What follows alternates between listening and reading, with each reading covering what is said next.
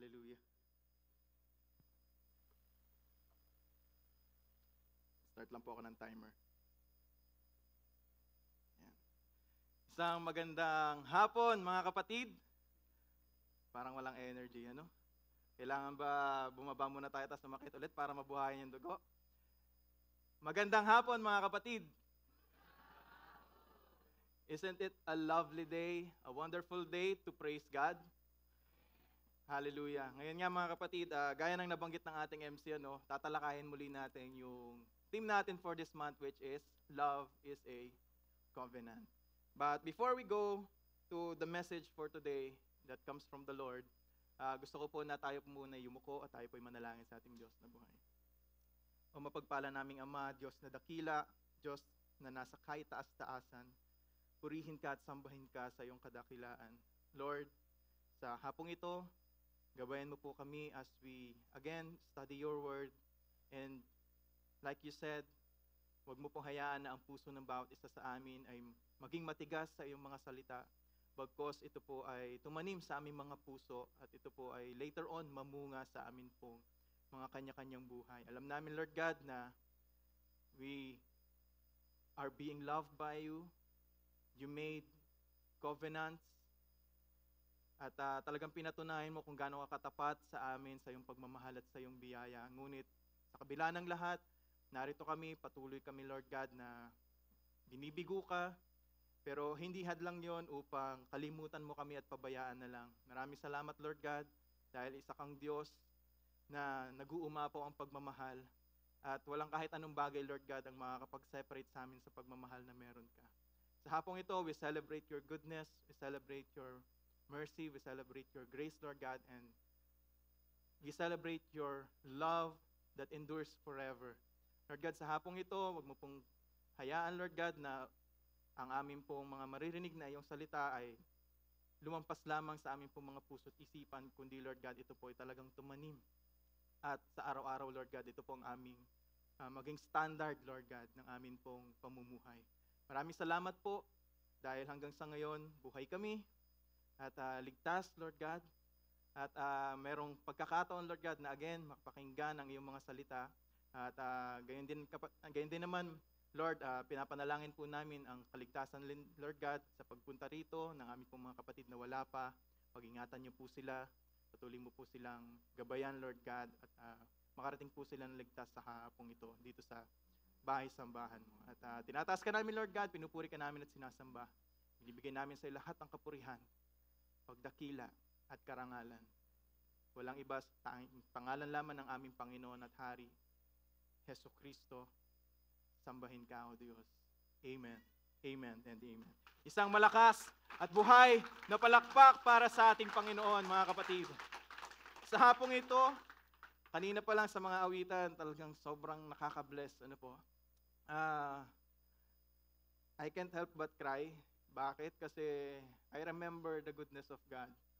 Kung babasahin niyo po yung Biblia, nakatala po dyan yung records ng ginawa ng Diyos para sa atin. Marami kayong mga mababasa dyan na pangako ang Diyos na kailanman hindi niya binigo. Kailanman hindi niya hinayaan na mapakulang. No?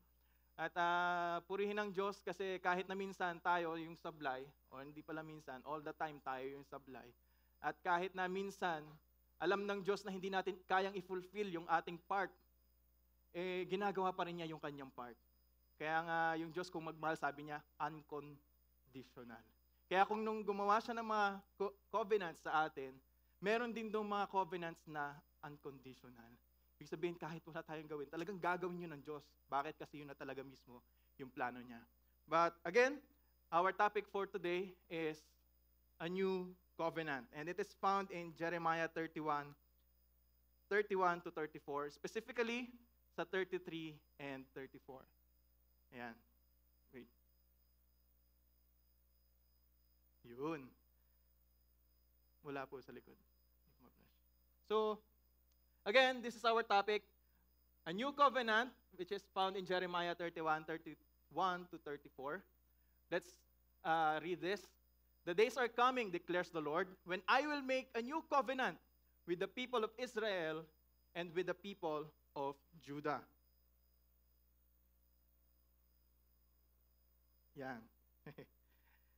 It will not be like the covenant I made with their ancestors when I took them by the hand to lead them out of Egypt, because they broke my covenant, though I was a husband to them, declares the Lord. This is the covenant I will make with the people of Israel after that time, declares the Lord. I will put my law in their minds and write it on their hearts. I will be their God, and they will be my people.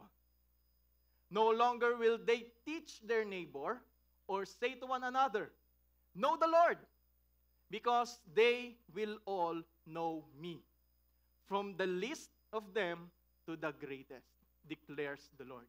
For I will forgive their wickedness and will remember their sins no more.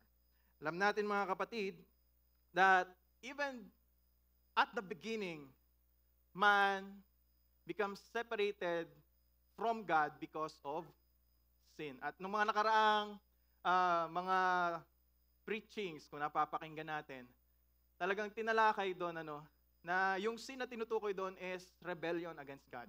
Ibig sabihin, hindi pagsunod or pagtaliwa sa gusto ng Diyos. Napakalinaw mga kapatid, na tayong mga tao, we are rebels. Sabihin nyo nga, rebels. We rebelled against God. And to give you a little history of what we did, though ito yung bagay na hindi tayo pwedeng maging proud no? Basahin natin yung Genesis 2:16 to 17. Nung pasimula pa lang mga kapatid, binigyan tayo ng Diyos ng commandment. Binigyan si Adan at si Eva ng commandment. Actually, most specifically, si Adan. No? Sabi niya dyan sa 2:16, and the Lord God commanded the man, you are free to eat from any tree in the garden, but you must not eat from the tree of the knowledge of good and evil. For when you eat from it, you will certainly die. Ito yung utos ng Diyos na ibinigay niya sa atin. At He is expecting Adam, to whom He gave this commandment. Yung Adam po doon is plural, ibig sabihin all man, mankind. Hindi lang kay Adan, kundi sa atin lahat. To keep His commandments, to do what He instructed us to do. But the problem is, we rebelled. Hindi natin sinunod kung ano yung gusto ng Diyos. At ang ending, eto na. Genesis 3:15. Sabi niya doon sa serpent. Ito na nga yung napakabuti doon mga kapatid Tayo naman yung tumaliwas Tayo yung hindi sumunod Though we are deceived, pero God really punished even the serpent for tricking us, for deceiving us. And this is what He said. And I will put enmity between you and the woman, and between your offspring and hers. He will crush your head. Yung offspring, ni Eva will be the one to crush the head of the serpent. And we all know that it is pertaining to Christ. Alam natin ang tinutukoy dito na dudurog sa ulo ng serpent ay si Jesus Christ. At sabi dyan, and you will strike his heel. Maaring at some point, nabasa natin sa Biblia, what happened to Jesus Christ nung nagkatawang tao siya rito. Ito yung kauna-unahang proclamation or pagbibigay sa atin ng ating Diyos ng kanyang gospel. That someday, man, even though he committed sin, he committed rebellion against God, they will be redeemed. At ito na yung sa pasimula, plano na ng Diyos para yung tao ay muling manumbalik sa Kanya. Ma-restore yung tao sa original purpose ng Diyos. Sa original position and disposition nila. The problem with man, nung nagkasala sila, na kung naaalala ninyo, is, nung nagkasala itong si Adan, kinain niya yung pinagbabawal ng Diyos, they hid from God. And God asked or hinanap niya si Adan. Hindi dahil hindi niya alam yung location niya, kundi naintindihan ng Diyos na merong nagbago sa disposition ng puso ni Adan. Yung disposition, as we all know it, is the inclination or yung tendency mo na gumawa ng isang bagay. At we are inclined that time to do or to commit sin. Kaya, gayon na lamang mga kapatid, yung pagtatago nila Adan at Eva, dahil nahihiya sila sa kanilang ginawa. They were put to shame. Nilagay sa kanila yung shame para hindi nila sundin or para hindi sila makaharap kagaya ng sa unang panahon, nung hindi pa sila nagkakasala sa Diyos. Now, gusto ko maunawaan niyo mga kapatid that starting from this God's promise that someday the offspring of Eve will crush the head of the serpent, He made a series of covenant. So, makikita natin dito sa susunod, na slide, tingnan nyo po, medyo maliit lang yung mga detalye, pero I hope makita ninyo. Eto, 1 to 4 are the non-conditional covenant. Though, madalas nating nakikita from Noahic, Abrahamic, Mosaic, and then Davidic, and the New Covenant lamang. Pero kung titingnan natin mga kapatid, kaya ko sinama to dito, kasi napakaganda po ng progress, yung plano ng Diyos, kung makikita nyo lang. Dito, una, binigyan niya ng unconditional covenant, si Eden, na kung saan they were made rulers of the works of your hands. You put everything under your feet. Ibig sabihin, yung tao, yung offspring ni Eden, binigyan niya ng karapatan or kakayanan na mag-rule over all creation. But the problem is, we all fall because one man committed sin. And the price for that sin is death. And the Lord God said, I need to make a plan to redeem them. Kaya, He made sure that there will come a time na merong second Adam na darating. But the redemption cannot happen if, or through the second Adam, the redemption cannot happen if wala siyang covenant. Wala siyang pangako. That's why He made this in Genesis 3:15, that someday the head of Satan or the serpent will be crushed by the offspring of Eden. So, tinutukoy dyan si Jesus Christ.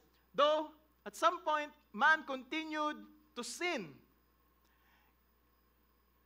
Lumaganap yung kanilang lahi, dumami, but the problem is, sa pagdami ng kanilang lahi, sa paglago nito, lahat sila, minana nila,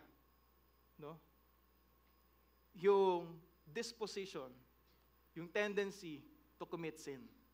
Kaya God made another covenant. In this time, in the time of Noah, kung titingnan nyo yung mga terms na ginamit dyan sa baba, ito yung tandaan natin that when the time comes that God made the Noahic covenant, He promised restraint. That someday, He will not, again, hindi niya nagugunawin yung mundo sa pamamagitan ng pagbaha. Kasi yung mundo, puno na ng evil. Pero He did promise that He will not put an end to the world.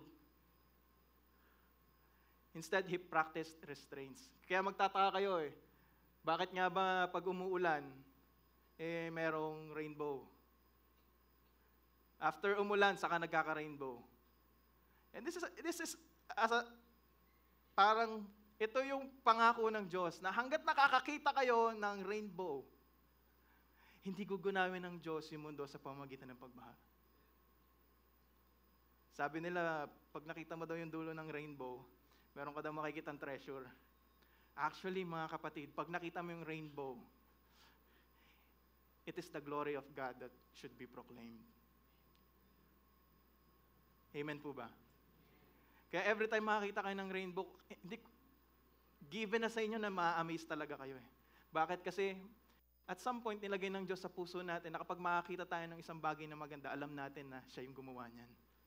At dito, on the Noahic covenant, He proved that He is keeping His covenant by means of us seeing the rainbow. Paalala na ang Diyos ay tapat sa kanyang pinangako kay Noah.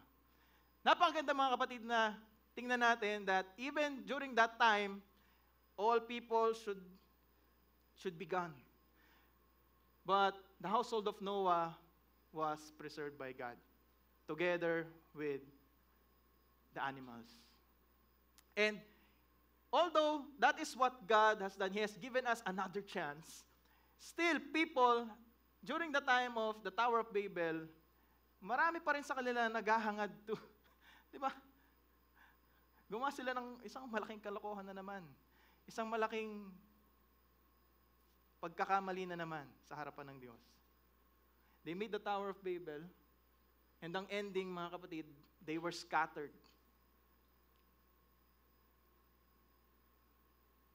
At sa pagka-scatter nila, mga kapatid, maraming mga bansa na buo, iba-iba ng lengguwahe, iba-iba ng kultura, at dumating sa panahon, no, na nakita ng Diyos that I need to make a way to redeem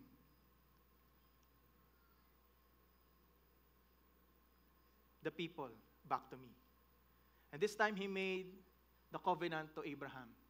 That one day, Abraham will be, God promised Abraham, number one, land, people, and blessing. Yung number one, land, is yung Israel. Number two is the people, which is the Jews. And number three is the blessing of knowing God. That in a way, na lahat ng tao mula sa lahi ni Abraham, makikilala nilang Diyos. Pag binless nila yung part ng lahi ni Abraham, they will also be blessed. But if they curse that yung lahi ni Abraham, they will also be cursed. So, sa pamamagitan ng lahi ni Abraham, all will know God, and they will also be blessed by God if they bless those people. But if they curse them, they will be cursed. That's just like what happened to Egypt. Lumago na lumago yung lahi ng mga tao, pero dumating sa punto, mga kapatid, na still, they did not become faithful to God. Even though during the first four, these are the unconditional covenant of God. Walang kailangan gawin yung tao. Pero after that, itong 5 and 6, magkasama lang to mga kapatid. During the time of Moses, we all know that God made another covenant. He has revealed, this time, He revealed the laws that we should follow. The standard for righteousness. But the problem is, naunawaan kaya nila the reason why God gave the law?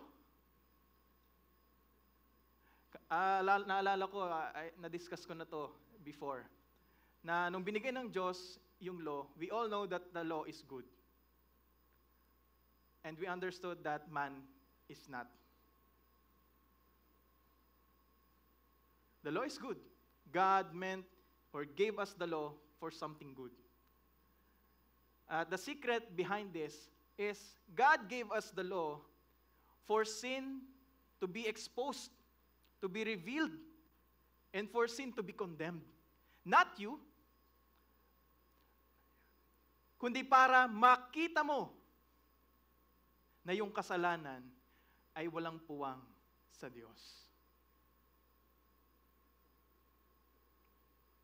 Para maunawaan mo yung standard ng Diyos. Ng malinaw na malinaw. At napakaganda mga kapatid, no? Sabi diyan, naalala niyo yung 10 Commandments? Sino nakakabisado? Pero alam niyo yung 10 Commandments. Saan nasulat?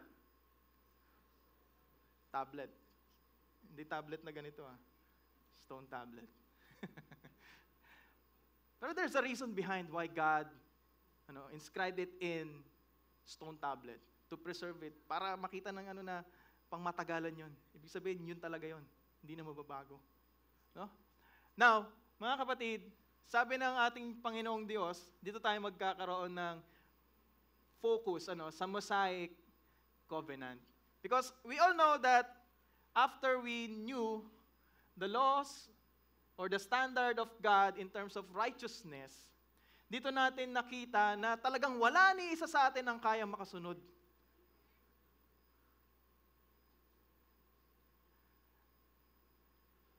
Wala ni isa sa atin ang kayang makasunod. At hanggang ngayon, mga kapatid, malaking pinagtatalunan pa rin sa panahon ngayon. Yung kautusan ng Diyos during the Old Testament. The covenant that He made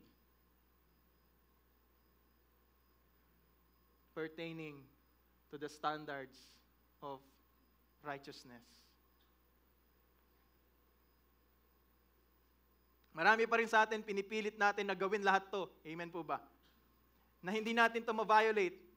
Sino ba dito yung pinipilit nila na masunod lahat ng commandments ng Diyos? Ang problema, mga kapatid, we can never do that.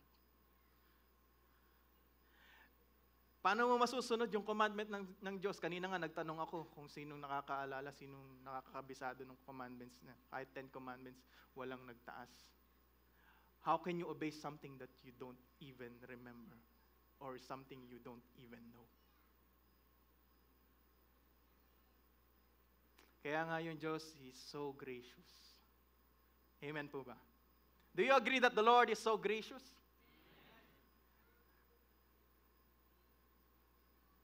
We don't deserve, but still, He gave it anyway.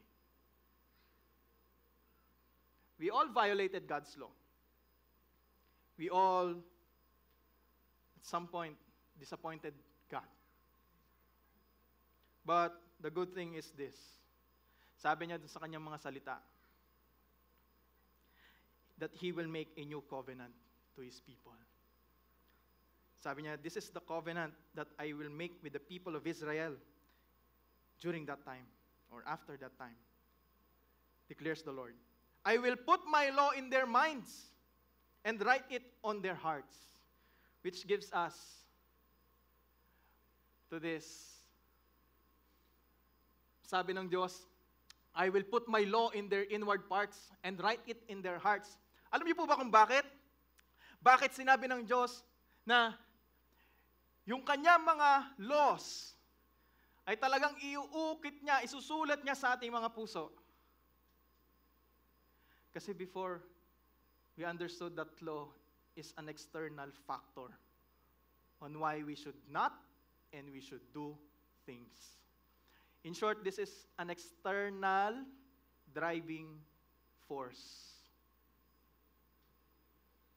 Ang problema, mga kapatid, pag external yan, do you think it will have a great impact? Do you think it will last? No, it won't. Kaya nga ang gusto ng Diyos, isulat yung kanyang mga batas sa ating mga puso. Alam niyo po ba na kung ano yung nasa puso mo, yun din yung lumalabas sa bibig mo, yun din yung nagmamanifest sa mga actions mo, at yun din yung nagiging way of thinking mo. Now, gusto sabihin sa atin ng Diyos na dahil noon, pinipilit nyo sundin yung batas, dahil tinitingnan nyo ito as an external thing. Right now, God wants you to view it as an internal matter naman. Inside of your heart, God will write it so that every time you think, every time you say things, and every time you do things, your motivation is because you want to keep God's law, not because it is an external factor, but because you consider it as something that God has placed in your heart, as something that He really wants you to do. Hindi na external yung motivation. Kaya nga dito mga kapatid, God's law is internalized. Sabi nyo nga, internalized. Pag in-internalize nyo yung isang bagay, di ba? Magiging worthwhile yan.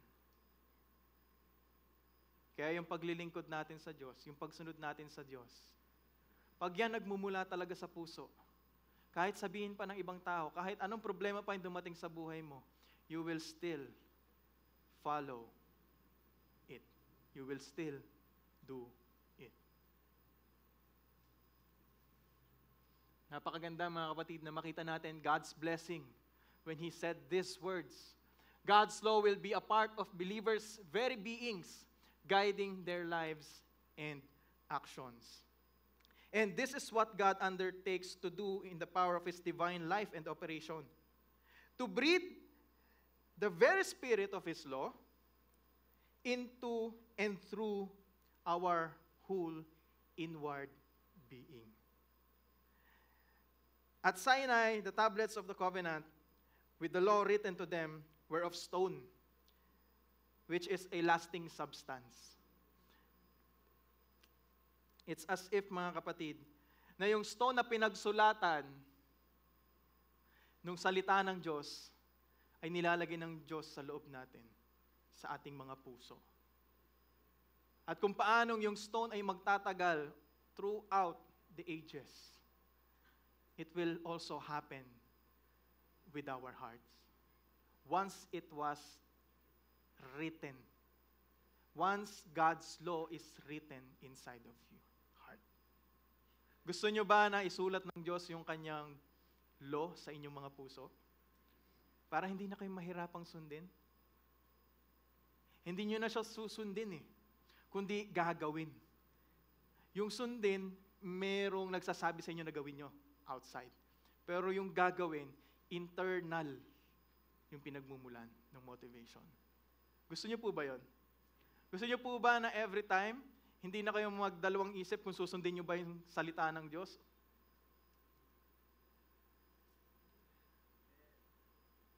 O gusto niyo pa rin na nagdadalawang isip kayo, may choice naman ako ngayon Pwede kong hindi sundin yung Word of God. Pwede kong hindi sundin yung patas ng Diyos. Pwede akong pumatay ngayon.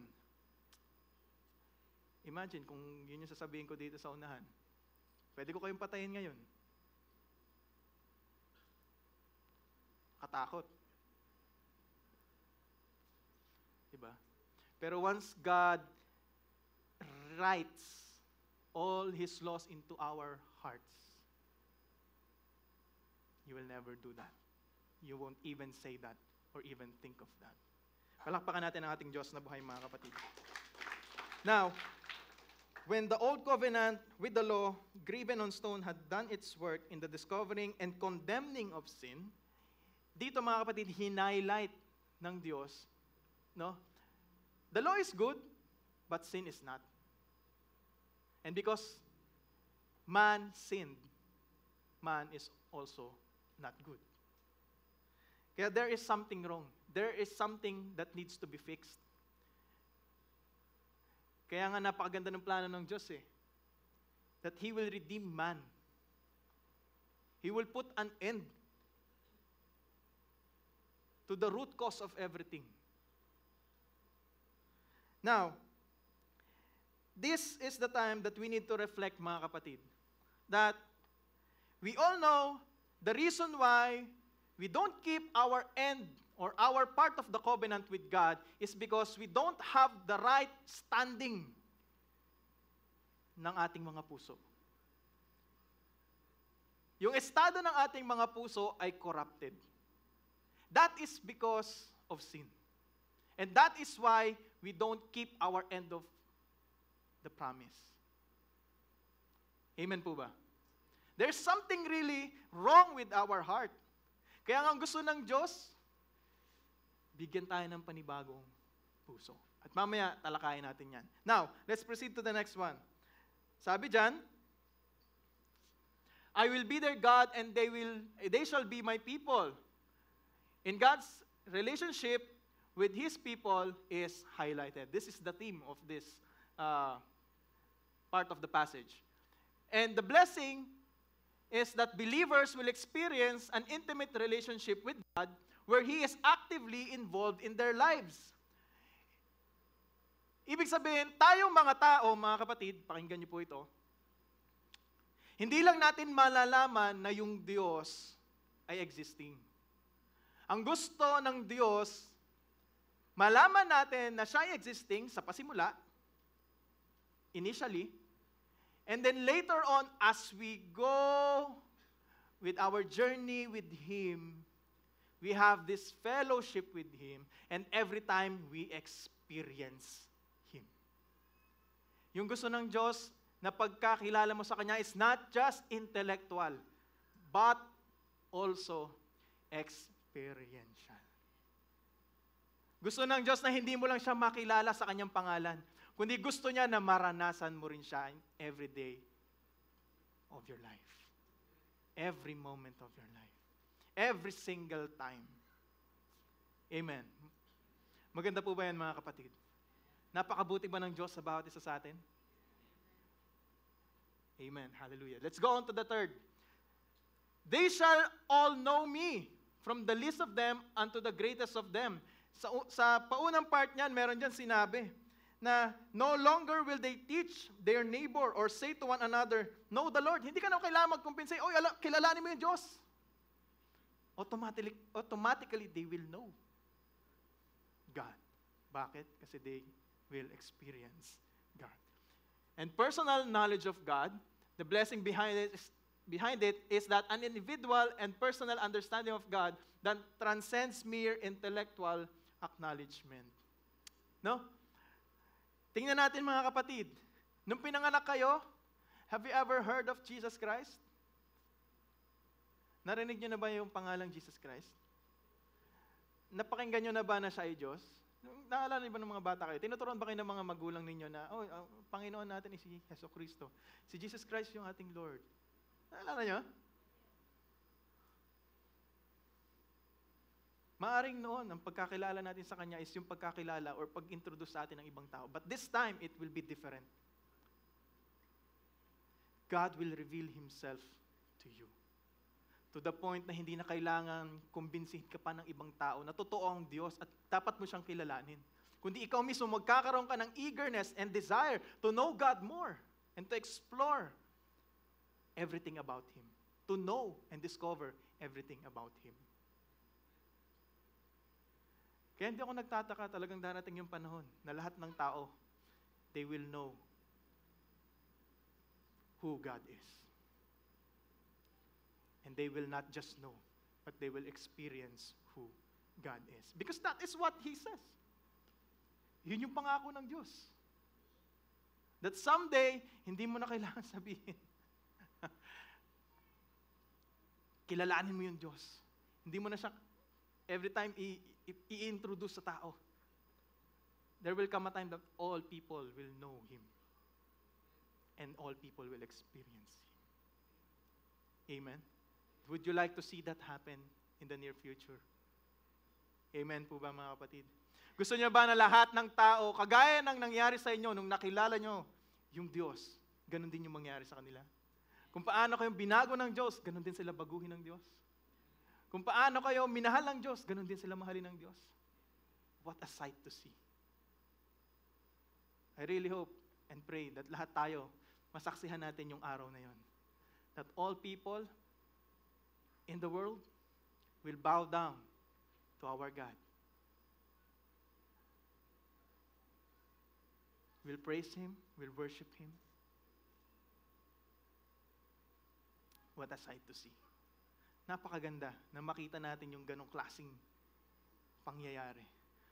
But glory to God, even though we don't have that certainty na baka, hindi natin alam kung anong plano ng Diyos, kung pahabain pa ba niya yung buhay natin, pero alam natin that one day, it will happen. And glory to God, mga kapatid. Bakit? Kasi even during the last part, hindi nakalimutan ng Diyos na solusyonan yung pinakabagay na naging ugat ng lahat. The root of everything. Sabi niya dyan, for I will forgive their iniquity, and I will remember their sin no more. Oh, how amazing God is, mga kapatid. Can we clap our hands to our God?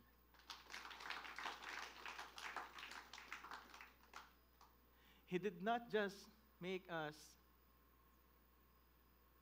obedient of His law. He did not just make us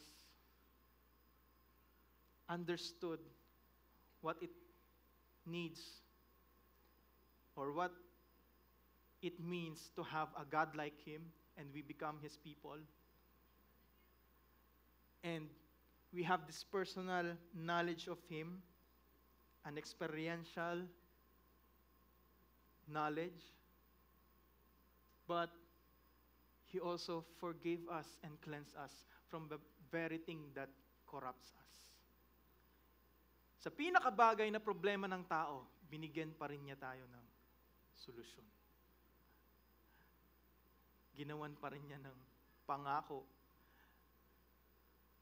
yung bawat isa sa atin, that He will redeem us.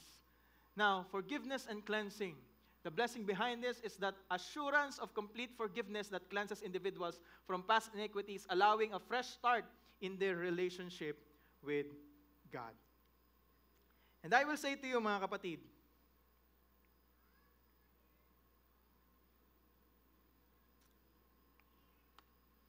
that this promise, this covenant that God made,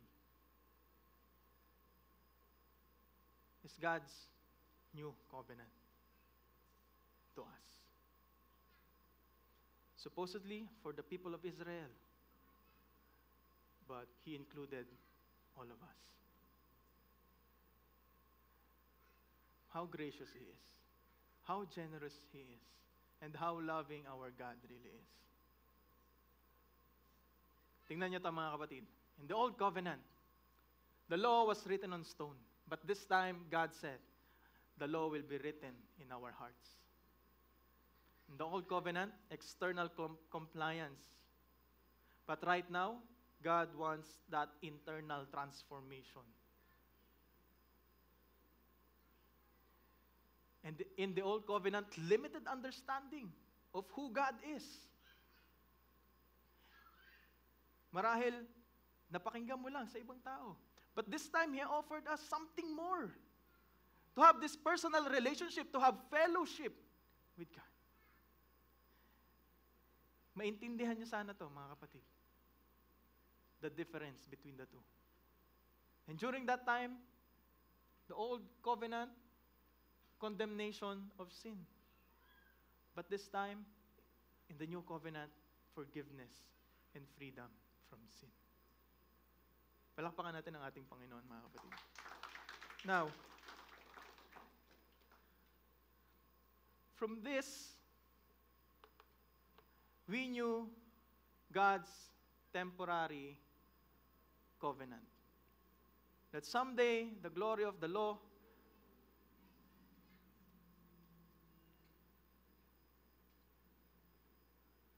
paunti ng paunti or pababa ng pababa. And it will be overshadowed by God's grace. The Old Covenant was replaced with the New Covenant. And its glory is fading, just like in the story of Moses. Nung nakita nila nagniningning yung mukha niya, tapos biglang hanggang sa nawawala, it says something about the glory of the law, of this covenant. That something is happening. And that is pertaining to the coming of Christ, by which He made the new covenant to us. Through grace, mga kapatid. Mahal na mahal tayo ng Diyos. Ayaw niya na makita niya na hawak-hawak natin itong mga batong to, dala-dala natin araw-araw. Imagine niyo kung dala-dala niyo yun araw-araw, yung gaano kabigat yan. Hindi ko alam kung gaano kalaki. Pero nakapagbuhat na ba kayo ng bato?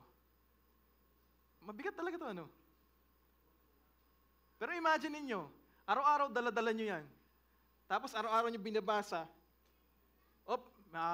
makakasalubong ko si KM. Ano bang dapat kong gawin kay KM? Sabi ng Diyos, ito babasahin mo pa. Bawal pala akong pumatay. Bawal pala kang magnakaw. How convenient it is for you to have it written in your heart. Amen, mga kapatid. Ano mas pipiliin mo? Araw-araw dala-dala mo yung stone tablet o nakaukit na yan sa puso mo? At every time na mag-iisip ka, magsasalita ka, at kikilos ka, lahat yan ay bilang pagsunod doon sa kung anong isinulat ng Diyos sa'yo sa puso mo. Ako mas pipiliin ko, sa puso ko na lang isulat ng Diyos yan eh. Ayokong mahirapang magbitbit niyan araw-araw. Time na daw ako. Pero this is exactly the point, mga kapatid. Every time that God makes a covenant, He is always thinking for what is the best for us. And yet here we are. We always fail Him. Bakit? Kasi nga yung puso natin sablay.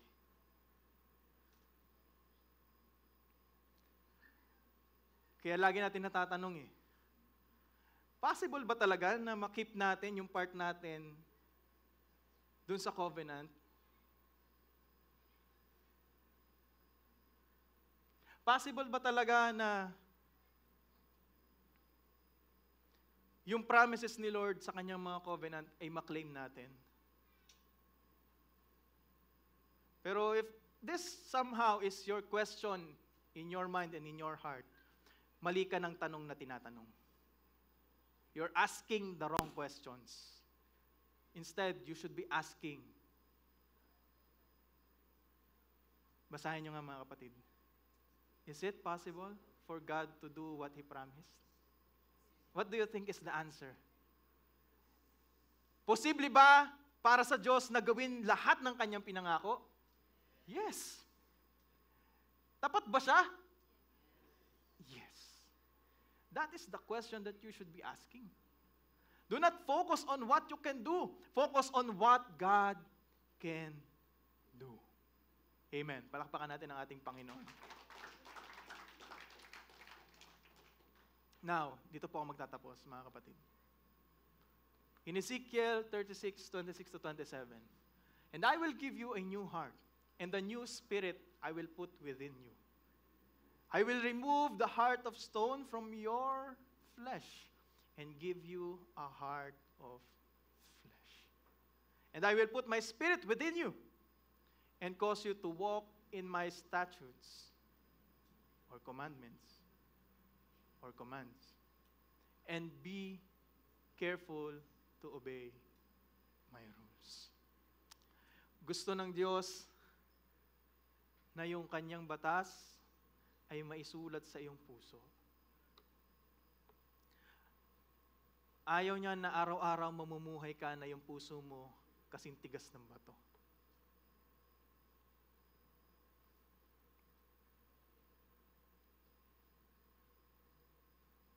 Kaya nga kanina napakaganda ng binanggit ng ating MC. I believe it is also in Hebrews. Na kapag naririnig nyo yung salita ng Diyos, huwag nyong patigasin yung inyong mga puso. Huwag niyong pagmatigasin yung inyong mga puso.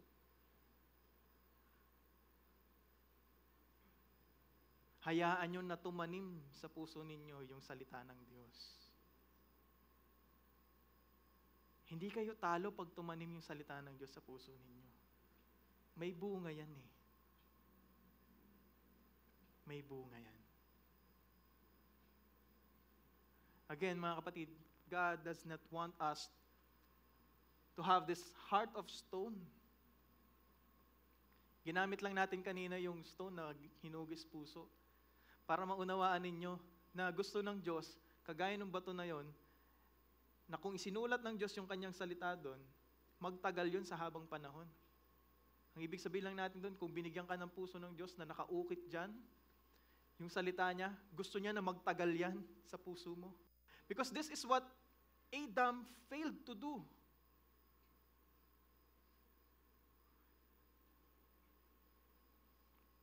He somehow did not let the Word of God be written in his heart. Kaya ito yung gustong solusyonan ng Diyos. Gusto niya na tumanim sa puso natin yung kanyang mga salita.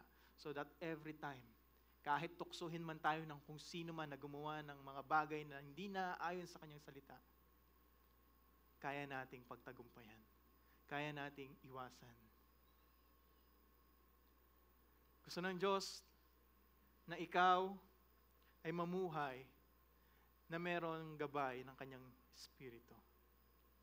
Napakaganda mga kapatid na sinabi ng Diyos dyan that I will put my Spirit within you and cause you to walk in my statutes and be careful to obey my rules. If we don't have the Spirit of God inside of us, within us, we will never be able to do everything that God commanded us to do. Kung walang Espiritu ng Diyos na magpapalakas sa atin, tutulong sa atin, magsasabi sa atin ng kung ano yung nais ng Diyos, mahihirapan tayong sundin yung gusto ng Diyos. Amen po ba mga kapatid? And this is how important it is for you to always think of the new covenant as something that you need to embrace. Yung new covenant, mga kapatid, hindi yan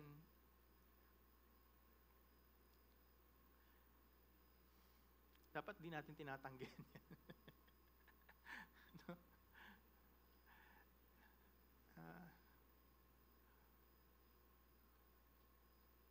Again, sabi ko nga kanina, during the time of Adam, God already laid down His plan for the redemption of man. And during the Abrahamic, Mosaic, and Davidic covenant up to the new covenant, all of that is the fulfillment of God's redemptive plan. Lahat yun sumasalamin sa plano ng Diyos.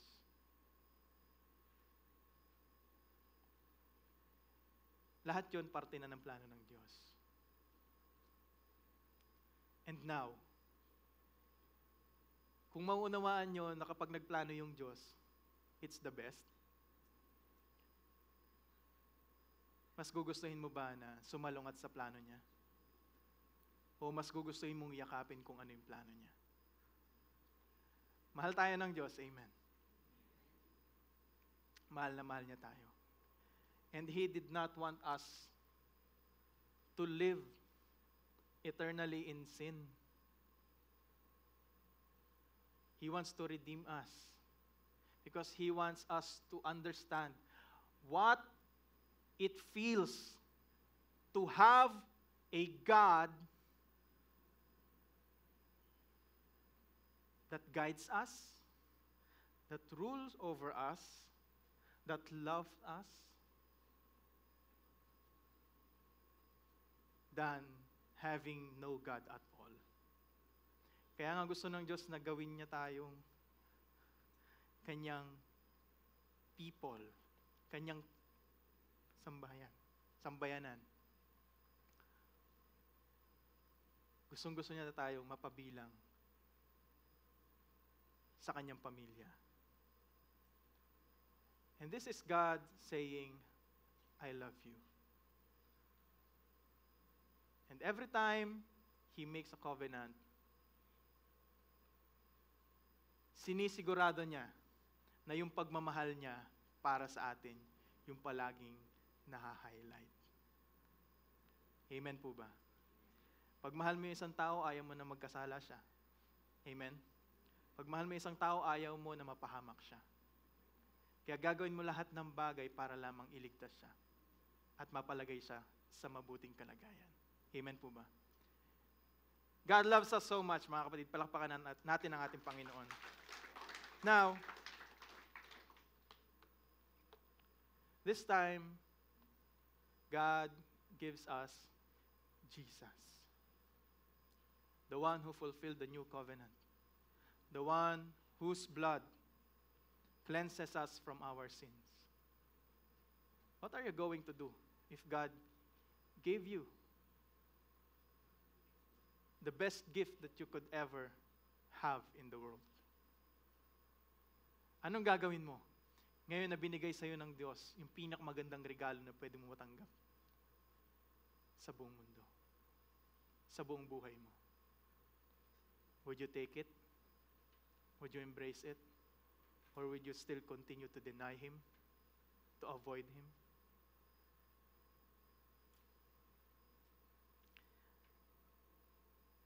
You really need to understand one thing.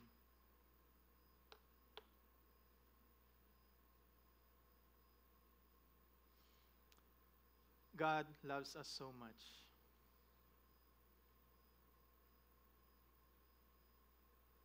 He really loves us.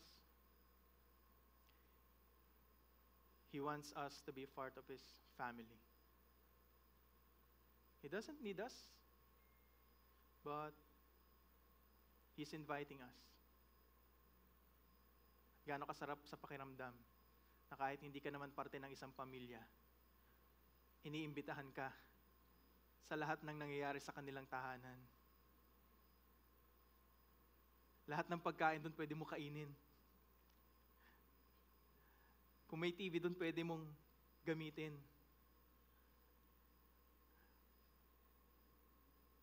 Kung may kwarto doon pwede kang makitulog. Naranasan nyo na ba maging ulila? O mangapit bahay?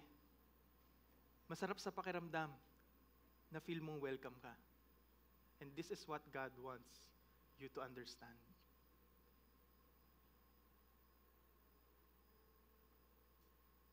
When you come to Him, He will treat you as His son and daughters.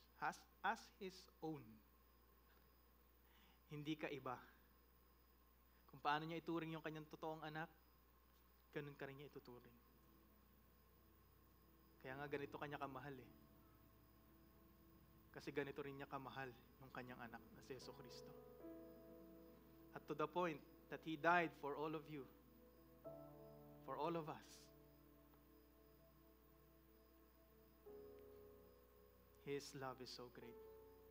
His love is unfathomable, indescribable, uncontainable, immeasurable, because it transcends everything.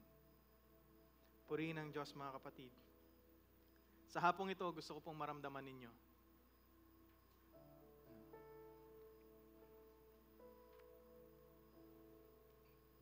Mabuti ang Diyos. Siya'y tapat.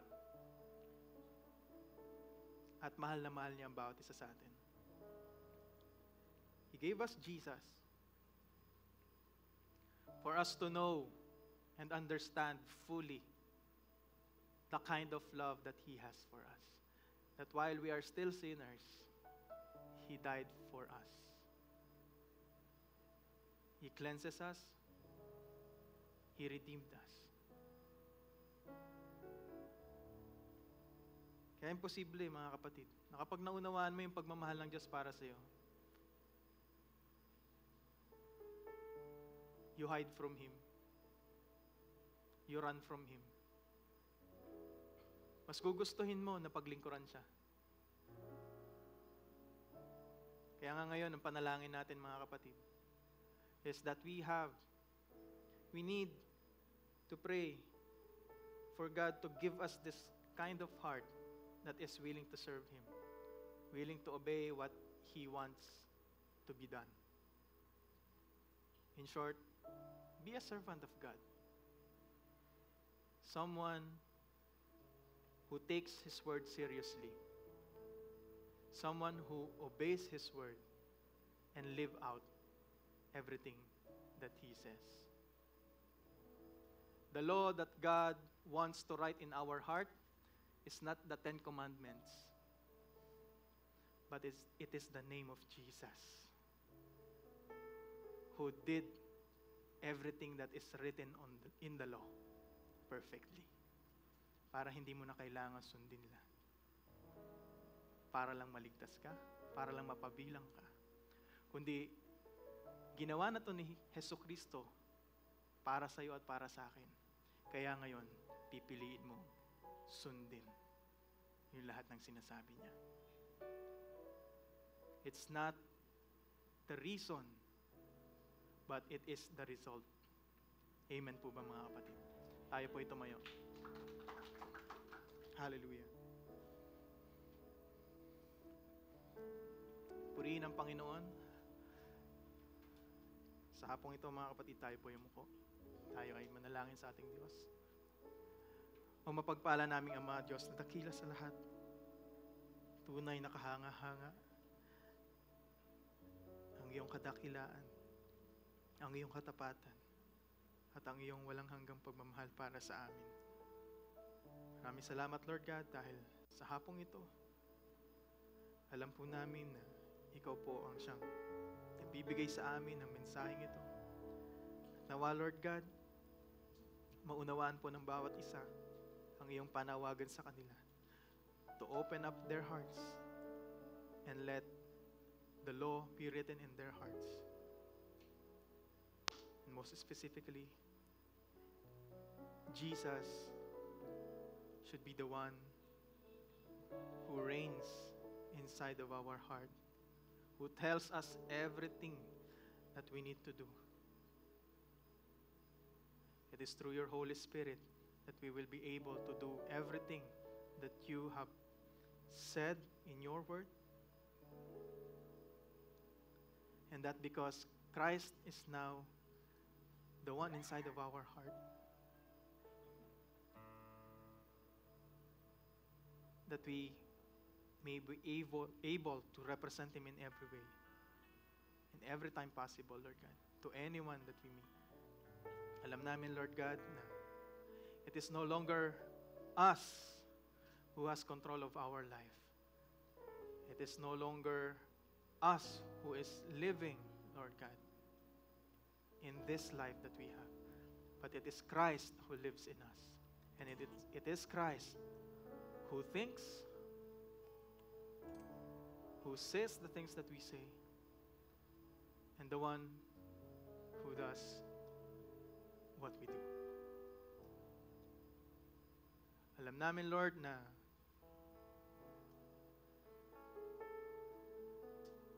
grabe kang magmahal. At ngayon, napapatunayan namin ito dahil kami naman yung nagkamali. Kami naman yung nagkulang. Pero nandyan ka, laging handang sumaklolo sa amin. That's why this afternoon, we pray that we know you more. That we experience you more, Lord. Hallelujah. And that every time